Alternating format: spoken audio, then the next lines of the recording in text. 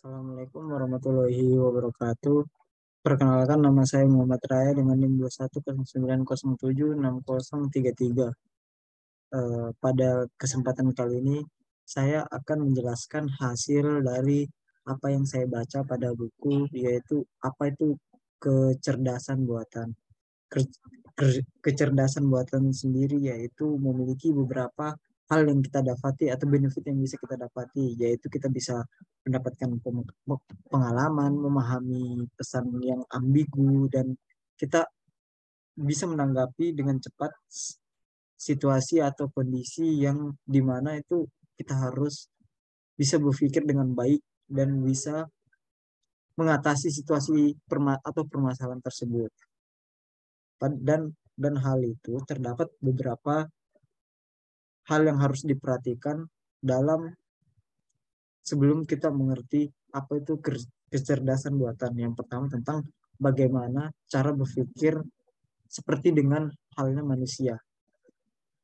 Hal yang diperlukan yaitu untuk kita dapat berpikir secara seperti layaknya manusia itu, yang pertama kita harus memperhatikan dan memulai percobaan secara psikologis, yaitu dengan mengintrospeksi diri sendiri dan menangkap bagaimana pikiran kita itu berjalan. Jadi ibaratnya kita bisa memahami cara cara kita berpikir dan pola pikir kita itu seperti apa, dan pemahaman tentang bagaimana pemikiran dan cara kerja manusia itu. Dan yang kedua yaitu cara berpikir rasional. Dalam kecerdasan buatan, cara berpikir rasional adalah hal yang bisa dibilang dibutuhkan. Dan adapun cara untuk berpikir rasional yaitu pola struktur argumentasi yang selalu memberi konkulasi yang benar, dan tragis memiliki logika yang baik, serta logistik dalam AI dan membangun program solusi berdasarkan logika. Dan beberapa dan ketika ada suatu problem, pengetahuan informal sukar diuraikan dan dinyatakan. Dan yang kedua, cara mengatasi dalam suatu problem adalah membentuk notasi logika formal dan menyelesaikan secara prinsip dan praktis. Dan hal yang harus kita ketahui tentang kecerdasan buatan yaitu memiliki beberapa detail. Yang pertama adalah sudut pandang kecerdasan, sudut pandang penelitian, sudut pandang bisnis, dan sudut pandang pemrograman.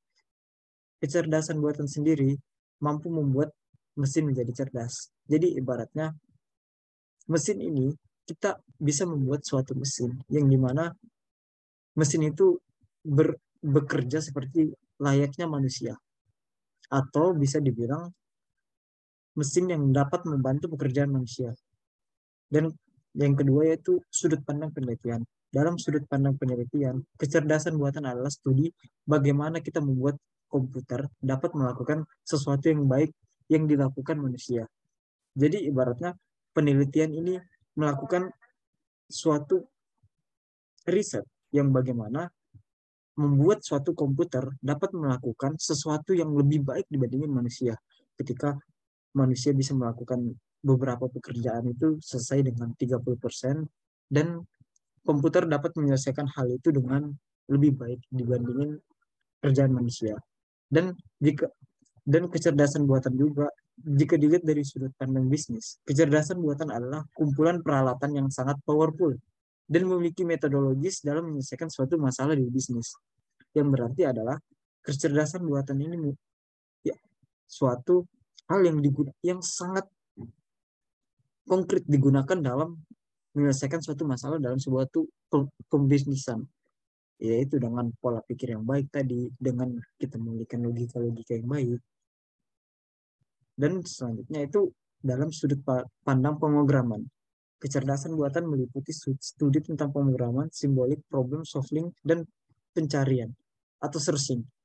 Kecerdasan buatan yang meliputi pemrograman ini simbolik dan memiliki pencarian, yaitu ketika kita melakukan ini membuat sesuatu seperti kita membuat robot, membuat alat-alat dengan memanfaatkan pemrograman atau menggunakan pemrograman, hal itu yang bisa membuat kita membuat suatu program itu lebih baik atau menyelesaikan suatu pemrograman, dan atau kita bisa mendapatkan hal-hal yang kita cari. Dan yang harus kita ketahui dalam kecerdasan buatan yaitu tujuan dari kecerdasan buatan sendiri. Yang pertama, yaitu kita dapat membuat suatu komputer yang awalnya tidak bisa apa-apa dan komputer tersebut bisa menjadi cerdas. Dan yang berikutnya yaitu tak lepas dari namanya kecerdasan buatan sendiri. Kita dapat mengerti apa itu tentang kecerdasan. Bagaimana sih orang cerdas itu? Bagaimana sih cerdas itu? Itu. Dan berikutnya itu kita dapat membuat suatu mesin atau komponen jadi lebih berguna. Pak, misalnya contohnya, kita membuat suatu mobil dengan beberapa pemrograman dengan memanfaatkan kecerdasan tadi, kita itu dapat menggerakkan atau melakukan suatu penelitian dengan mudah dibantu oleh mesin yang tadi. Ibaratnya dengan kesinambungannya antara pemrograman yang tadi, sehingga kita dapat membuat mesin yang tadinya hanya sebuah komponen menjadi lebih berguna. Adapun beberapa hal yang harus kita ketahui terkait dengan kecerdasan buatan dan kecerdasan alami. Kecerdasan buatan sendiri yaitu bersifat lebih kreatif dan dapat melakukan proses pembelajaran secara langsung, sementara ada yang disebut dengan AI yang harus mendapatkan masukan berupa simbol representasi menggunakan fokus yang luas sebagai referensi untuk mengambil keputusan. Dan adapun beberapa kelebihan kecerdasan buatan yaitu lebih bersifat permanen dan lebih mudah diduplikasi, disebarkan, dan lebih murah, serta bersifat konsisten dan teliti, dapat didokumentasikan, dapat mengajarkan beberapa taks lebih cepat dan lebih dibanding manusia. Nah, yang harus yang kita pahami dalam komputasi kecerdasan buatan yaitu kita dapat membuat suatu komputer itu dapat lebih cerdas serta bekerja lebih baik. Bahkan kita dapat membuat suatu komputer itu bekerja atau melakukan suatu tindakan itu lebih baik dibandingin manusia sesuai dengan algoritma yang kita tentukan. Tergantung kita menyusun algoritma itu seperti apa.